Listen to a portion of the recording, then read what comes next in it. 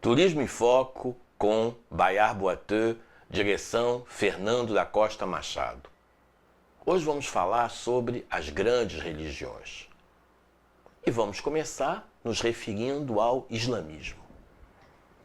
Quando a gente fala no islamismo, a gente tem que falar no Alcorão, o livro sagrado da religião muçulmana. É nele que estão contidos todos os preceitos da religião. O islamismo se baseia, na realidade, nos ensinamentos do profeta Mohammed. E tem uma série de restrições para as pessoas que professam a religião. Por exemplo, elas não podem comer carne de porco, elas não podem beber bebidas alcoólicas. Então, quando elas fazem viagens internacionais, nós temos que nos adequar a tais circunstâncias. Dentro dos aviões, por exemplo, existem comidas específicas para o segmento de islâmicos, em que são retirados esses alimentos que não podem ser servidos. Os próprios grupos, quando visitam os países, precisam ser atendidos nas suas necessidades. O muçulmano, ele reza 6 vezes por dia e ele o faz sempre em direção à Meca. A Meca é o centro da religião islâmica. Todo muçulmano tem que, pelo menos uma vez na vida, fazer uma peregrinação até a Meca, para que ele se torne El-Hajj. Então vocês vão ver uma série de muçulmanos que se chamam, por exemplo, Karim não sei que El-Hajj. Significa que em algum momento da sua vida eles estiveram na Meca. E lá eles fazem uma peregrinação. Meca, na Arábia Saudita. É uma religião que vem crescendo muito, inclusive em países ocidentais. Hoje, por exemplo, a França é um dos maiores países islâmicos do Ocidente. E no Brasil, tal religião vem crescendo. Hoje nós temos, por exemplo, mesquitas importantes em São Bernardo do Campo, em Foz do Iguaçu. Ali tem uma colônia islâmica importante. Hoje, por exemplo, a mesquita de Foz do Iguaçu é uma atração turística.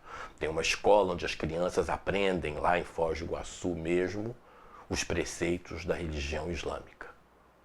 E não vamos, pelo amor de Deus, confundir islamismo com terrorismo. Pelo amor de Deus, uma religião como qualquer outra. Em todas as religiões existem ortodoxos, não só no islamismo. A segunda religião que eu gostaria de conversar com vocês é o budismo. E quando nós falamos em budismo, nós temos que falar no nosso grande líder, Dalai Lama. Dalai Lama, que foi obrigado a deixar a China porque professa uma filosofia de vida voltada para o bem da humanidade. Professa uma filosofia de vida voltada para o desapego. Professa uma filosofia de vida voltada para o entendimento de que nós temos que fazer as pessoas felizes, que nós temos que vislumbrar na felicidade das pessoas uma possibilidade de melhoria de qualidade das nossas vidas, que nós só somos felizes se as outras pessoas forem felizes, que nós temos que fazer o bem o tempo inteiro. Então, quando na realidade os mantras são cantados nos pequenos templos budistas, não há, como nas outras religiões, por exemplo, uma divulgação efetiva do budismo, chamada de pessoas para o budismo. A gente sente uma paz interior muito grande. Quando os lamas nos ajudam com seus dizeres, nós sentimos que o budismo é a religião que não criou nenhuma obrigação nas pessoas, a não ser aquela de entender o outro e melhorar a qualidade de vida da humanidade. Isso é muito importante. Você não é obrigado a dar dinheiro, você não é obrigado a fazer absolutamente nada. Então, nisso o budismo tem sua característica fundamental. Queria agora conversar um pouco com vocês também sobre o judaísmo. Hoje é sábado, Shabat, o dia religioso dos judeus. Então hoje eles vão passar o dia inteiro sem comer, sem na realidade atender o telefone, sem tocar campainha, sem acender a luz, porque é um dia religioso para eles. No final da sexta-feira até o final do sábado, eles fazem uma espécie de jejum. É assim que começa a semana dos judeus. Também tem suas características específicas. Por exemplo, a carne comida pelos judeus recebe um tratamento especial. O animal, quando vai ser abatido, ele recebe um tratamento para sofrer um pouco menos. E por isso a carne é vendida em estabelecimentos especiais. Assim como o vinho é feito sob supervisão de rabino. Então isso torna alguns preceitos dessa religião que nós vamos também ter que entender no dia a dia da atividade turística. Alimentação especial nos aviões, alimentação especial, cuidado quando formos alojar essas pessoas nos hotéis, porque como eles não podem andar de elevador no sábado, a gente vai ter que normalmente alojá-los nos primeiros andares dos hotéis. Alguns hotéis têm má vontade com isso porque não entendem a diversidade. Outro dia uma amiga minha, que é agente de viagem aqui no Rio de Janeiro, me dizia que um hotel criava uma série de problemas quando ela pedia que as pessoas fossem alojadas no primeiro andar, pelo amor de Deus. Como é que um hotel não entende tal diversidade? E é também uma sociedade matriarcal.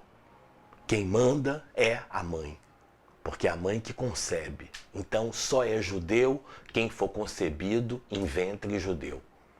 Isso faz com que, normalmente, as mulheres judias tenham um tratamento especial na religião. Por exemplo, elas não podem mostrar os cabelos, elas usam sempre perucas, elas andam com um vestido um pouco maior para se proteger. E, normalmente, elas devem se casar com os judeus. É uma religião que, de alguma forma, estabelece que os casamentos devem ser feitos entre membros da própria religião.